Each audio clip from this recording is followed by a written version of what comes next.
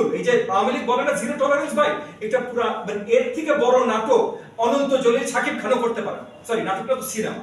অনন্ত জলিল সাকিব খানের দ্বারা সম্ভব না এর থেকে বড় সিনেমা করা, যখন সরকারের তরফ থেকে বলে তাদের জিরো টলারেন্স। কারণ জিরো টলারেন্স হলো করাপশন না মানে না করার প্রতি তাদের জিরো টলারেন্স।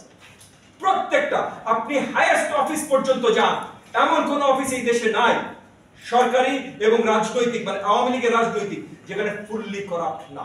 শুধু প্রত্যেকটা জিনিস এভিডেন্স ছাড়া তো আপনাদের সামনে আমরা বলতে পারি না, এভিডেন্স ছাড়া বলছি।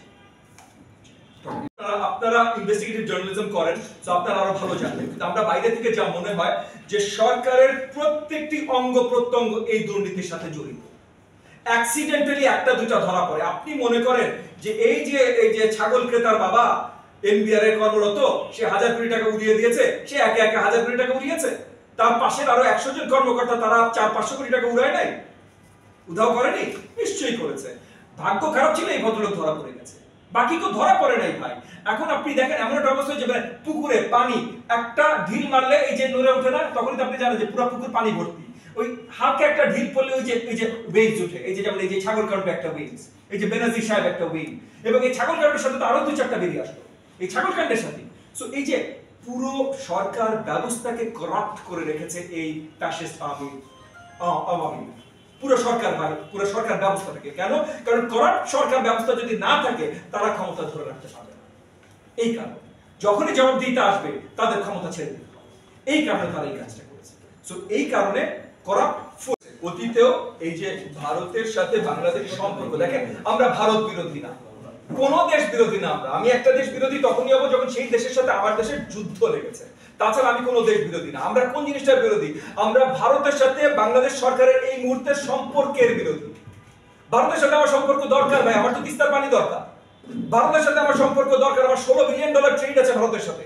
তো ভারতের সাথে আমার সম্পর্ক দরকার। এত বড় ট্রেড, এত পানি, যেটাই বলেন না কেন ভারত আমার প্রয়োজন।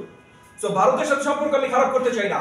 আমার যেটা প্রবলেম হলো কারেন্ট বাংলাদেশ সরকারের সাথে ভারতের কি সম্পর্ক, যেখানে বাংলাদেশ সরকার নিজের কিছু না পেয়ে ভারতকে সবকিছু চাওয়ার আগেই দিয়ে দিচ্ছে। তাহলে চাওয়ার আগে যদি দিয়ে দেওয়া হয় তাহলে তো সম্পর্ক থাকে না ভাই, তাহলে তো গোলামি থাকে। আমি তো কারোর গোলামি চাই না। আপনাকে অসংখ্য ধন্যবাদ। কোটার কমপ্লিট বিরোধিতা করি না, ভেরি স্পেসিফিক। আমি ছোট্ট করে একটু বলি যে কোটা প্রথা তৈরি এবং বিশ্বে আজকে যেখানে আছে সেখানে আছে কারণ পিছিয়ে পড়া জনগোষ্ঠী যদি কেউ থেকে থাকে তাহলে সেই গ্রুপগুলোকে ইকুয়ালিটির জায়গায় আনার জন্য, সমতার জায়গায় আনবার জন্য সেই পিছিয়ে পড়া জনগোষ্ঠীর জন্য কোটা অল্প সময় মানে পার্মানেন্ট না, টেম্পোরারি ভাবে সৃষ্টি করা হয় এবং অনেক দেশে সেরকম টেম্পোরারি সৃষ্টি আছে। এখন আপনি যদি বলেন যে পিছিয়ে পড়া জনগোষ্ঠী না কিন্তু তবুও আমরা তাকে কোটা দিব, এটা তো জাস্টিফায়েবল হয় না। কোন ধরনের গণতান্ত্রিক কাঠামোর ভেতরে এটা জাস্টিফায়েবল হয় না। কারণ কি? তাহলে আপনি কাউকে স্পেশাল প্রিভিলেজ দিচ্ছেন। স্পেশাল প্রিভিলেজ তো গণতান্ত্রিক সিস্টেম না। আপনি স্বাধীনতা যুদ্ধের পর বলতে পারতেন যে যারা যুদ্ধে অংশগ্রহণ করেছে, যারা বীর মুক্তিযোদ্ধা, তাদের জন্য স্পেশাল প্রেফারেন্স। ঠিক আছে ভাই, তারা তো যুদ্ধ করেছে, যুদ্ধের একটা প্রেফারেন্স থাকবে না?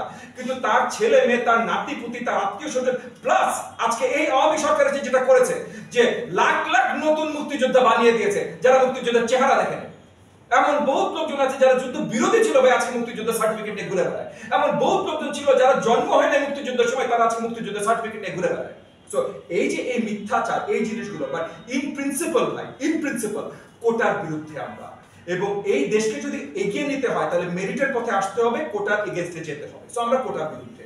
সো কোটা বিরোধী কোনো আন্দোলনের অবভিয়াসলি সেই আন্দোলনের সাথে আমরা পুরো একাগ্রতা প্রকাশ করেছি আগেও, এখনো করছি, সামনেও করব। তাদের সাথে আপনারা রাজপথে থাকবেন কিনা?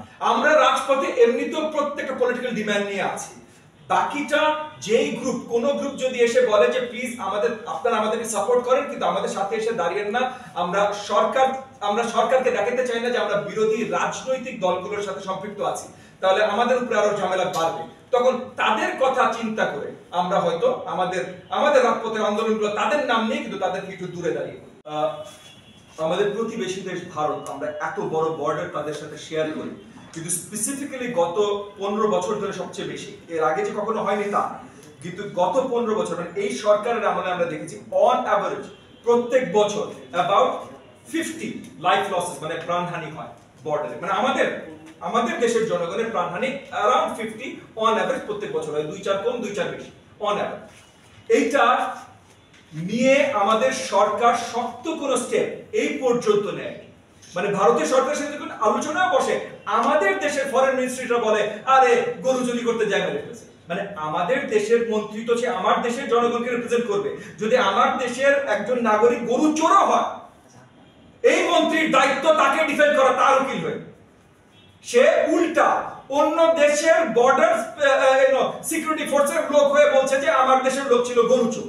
তাহলে এইখানে প্রবলেমটা আমাদের সরকারের। এগেন আমি বলছি, প্রবলেমটা আমাদের সরকারের সাথে ভারতের সম্পর্ক। সো আমাদের সরকারের ভারতের সম্পর্ক নিয়ে আমাদের প্রবলেম, এবং এইটা এখান থেকে আমরা বেরোয় আসতে চাই। এবং এটা বেরোয় আসার জন্য যদি জাস্ট এই কারণেও যদি এই ফ্যাসিস্ট সরকারকে ক্ষমতা থেকে নামানোর জন্য আমাদের মাঠে নামতে হয়, আমরা সেই কারণে মাঠে থাকি। আরেকটা প্রশ্ন,